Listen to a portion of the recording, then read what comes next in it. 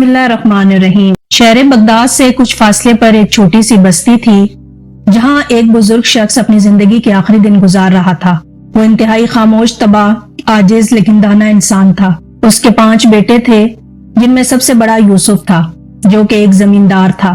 یوسف پورا دن کھیتوں میں محنت کرتا، زمین کو سینچتا اور فصلوں کی دیکھ بھال کیا کرتا تھا، لیکن والد کی خدمت کرتے ہوئے کبھی کبھار وہ اکتا جاتا اور دل میں سوچتا کہ یہ ذمہ داری کب ختم ہوگی۔ شام کو جب یوسف تھکا ہارا کھیتوں سے لوٹتا تو اس کا بوڑھا باپ حکیم خاموشی سے بیٹے کی تھکن کو محسوس کرتا۔ حکیم کے دل میں بیٹے کے لیے بے پناہ محبت تھی، لیکن وہ کچھ کہے بغیر فقط اپنی نگاہیں جھکا لیتا۔ کچھ عرصے کے بعد حکیم نے یوسف کے رویے میں تبدیلی محسوس کی۔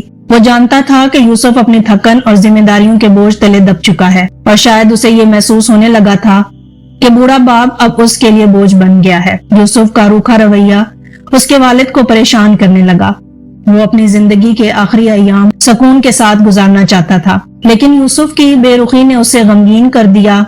چند دن کے بعد حکیم نے یوسف کو قریب بلایا اور کہا، بیٹا مجھے معلوم ہے کہ تم پر بوجھ بڑھ گیا ہے، فکر مت کرو، میں زیادہ دن تمہارے ساتھ نہیں رہوں گا۔ 2-3 دن کے بعد میں تمہارے دوسرے بھائی کے پاس چلا جاؤں گا، تم اپنے کام اور زندگی پر دھیان دو، میرے لیے پریشان مت ہونا۔ یوسف یہ سن کر کچھ دیر تو خاموش رہا، دل میں ندامت کی ہلکی سی لہر اٹھی، مگر اس کے لبوں سے کوئی سخت یا روکنے والے الفاظ نہ نکل سکے۔ چند دن کے بعد بوڑھا حکیم یوسف کے گھر سے نکل کر اپنے دوسرے بیٹے فاروق کے پاس چلا گیا، جو کہ کامیاب تاجر تھا اور مال و دولت کی کوئی کمی نہیں تھی۔ بوڑھا باپ فاروق کے گھر رہنے لگا، لیکن فاروق کا رویہ قابل افسوس تھا۔ فاروق کے لیے کاروبار کی مصروفیت انتہائی اہم تھی، جبکہ اس کی بیوی سسر کو ہمیشہ نظر انداز کرتی اور ان سے بات کرنے کی زحمت بھی نہ اٹھاتی۔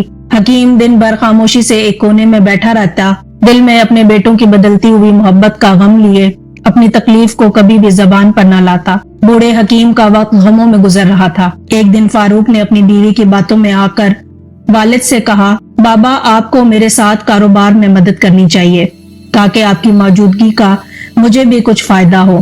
یہ سن کر بوڑھا حکیم خاموش رہا۔ اس کی جھکی ہوئی کمر، کمزور ہاتھ اور تھکا ہوا جسم اس بات کی گواہی دے رہے تھے کہ اب وہ کسی بھی محنت کے قابل نہیں رہا، لیکن اس نے اپنے بیٹے کی بات کا برا نہیں منایا، کیونکہ وہ جانتا تھا کہ فاروق اسے صرف ایک ذمہ داری کے پیمانے سے دیکھ رہا ہے، محنت کے نہیں۔ ساری رات بوڑھے باپ کی کھانسی اور درد بھری فریاد سے تنگ آ کر فاروق کی بیوی نے کہا، یہ بوڑھا انسان ہمیں مزید پریشان کر رہا ہے، ان کے اور بھی تو بچے ہیں، وہیں جا کر بھی تو یہ زندگی گزار سکتا ہے۔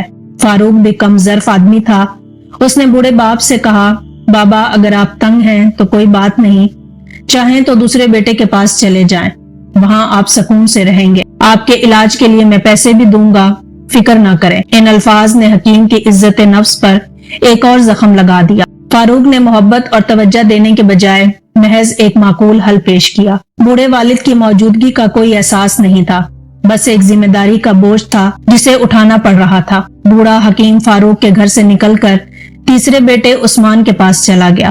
عثمان ایک انتہائی محنتی قسم کا کسان تھا اور اپنی زمینوں پر کام کیا کرتا تھا۔ اس نے اپنے والد کا احترام کیا، لیکن اس کے پاس بھی زیادہ وقت نہیں تھا۔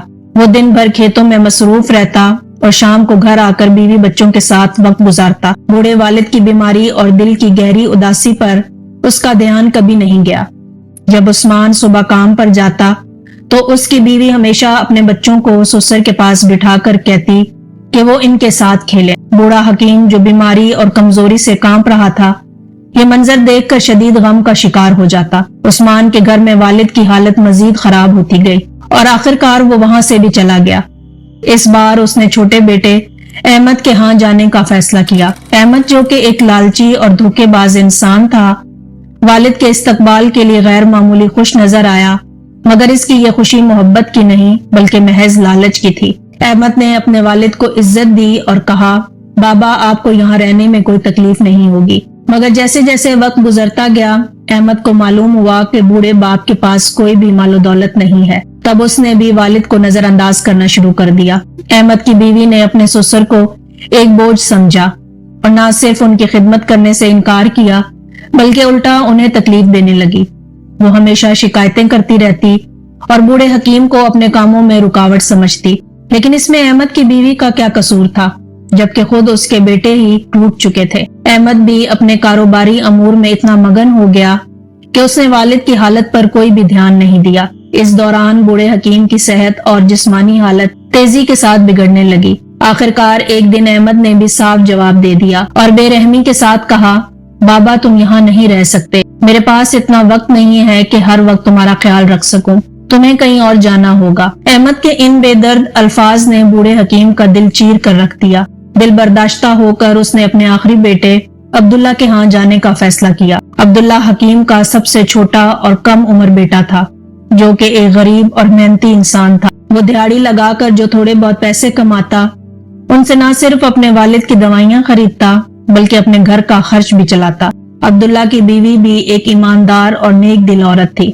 وہ اپنے سسر کا دل سے خیال رکھتی، ان کی بیماری اور بڑھاپے کو سمجھتی اور ہمیشہ ماں باپ کی طرح ان کی خدمت میں لگی رہتی۔ بوڑھے حکیم نے جب عبداللہ اور اس کی بیوی کی محبت اور احترام کو دیکھا تو دل ہی دل میں خوش ہوا اور انہیں ڈھیروں دعائیں دینے لگا۔ وقت گزرتا گیا اور حکیم اپنے چھوٹے بیٹے کے گھر میں ہی خوشی خوشی زندگی گزارنے لگا۔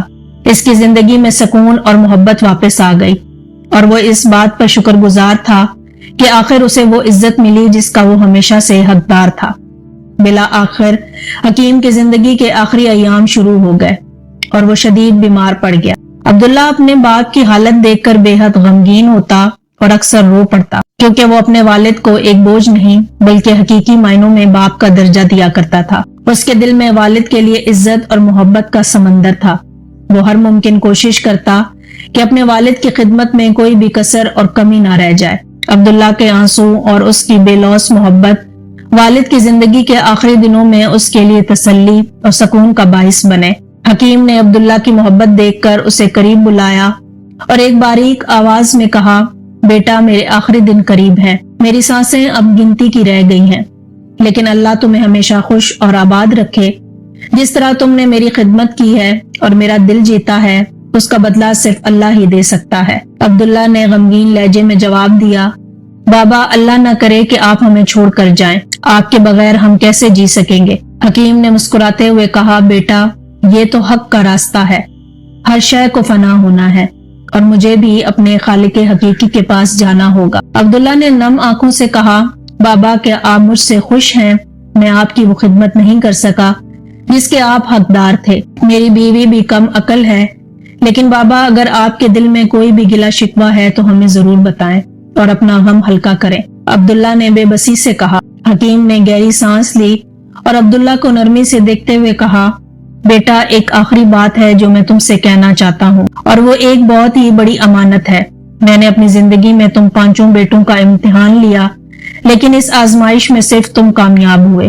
بیٹا میرے مرنے کے بعد تم بغداد کی فلاں گلی میں جابر نام کے بوڑھے شخص کے پاس جانا، اسے میرا نام لے کر کہنا کہ حکیم وفات پا چکا ہے اور وہ امانت جو میں نے اس کے پاس رکھی تھی وہ تمہیں دے دے گا۔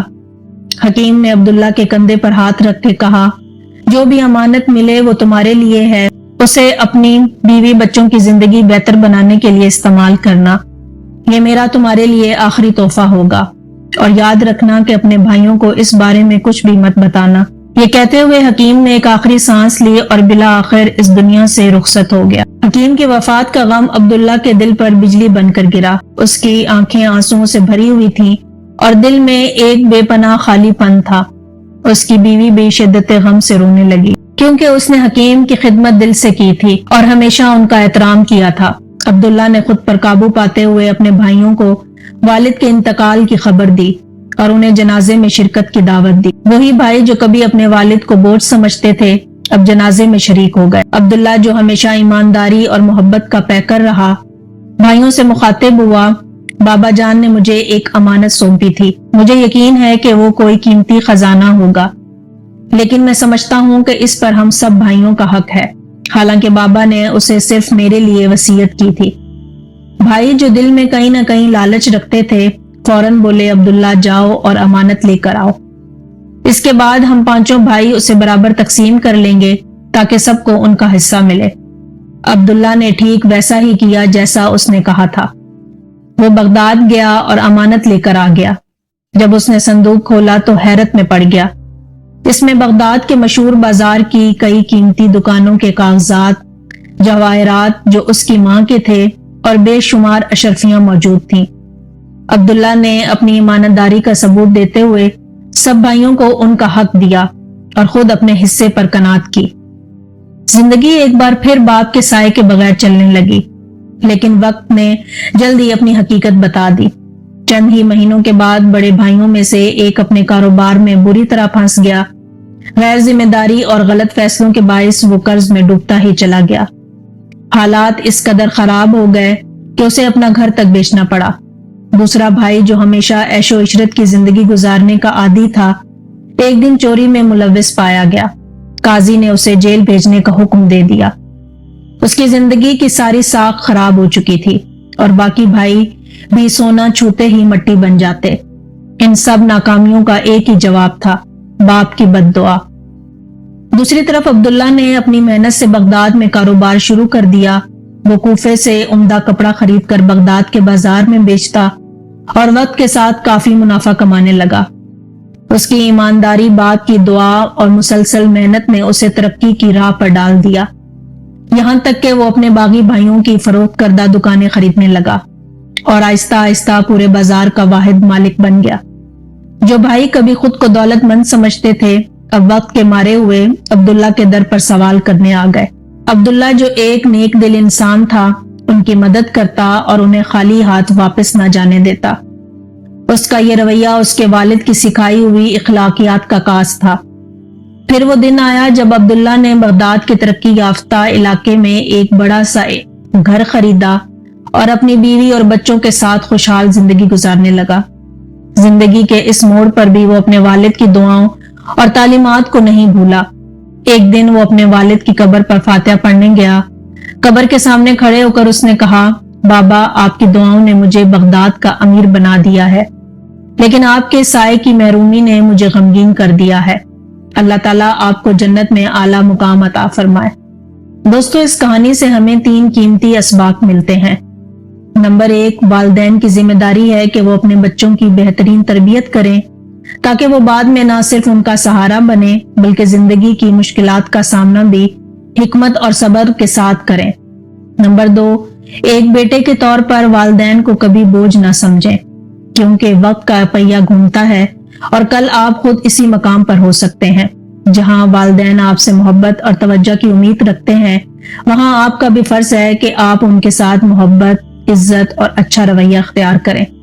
और नंबर 3, वालिदैन के साथ मोहब्बत, इज्जत और अच्छा रवैया अख्तियार करना न सिर्फ आपके मुस्तकबिल को रोशन करता है बल्कि आखिरत में भी बेशुमार इनामात का बाइस बनता है। वालिद चाहे जैसे भी हो, उसकी खिदमत बेटे का फर्ज है, क्योंकि उनकी दुआएं ही आपकी जिंदगी का सबसे बड़ा सरमाया है। मुझे उम्मीद है कि आपने इस कहानी से बहुत कुछ सीखा होगा।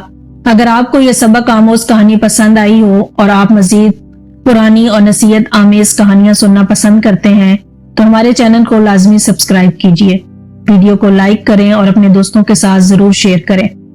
इस वाक़े के बारे में अपनी कीमती आरा कमेंट में जरूर लिखिए। आपकी राय हमारे लिए इंतहाई अहम है।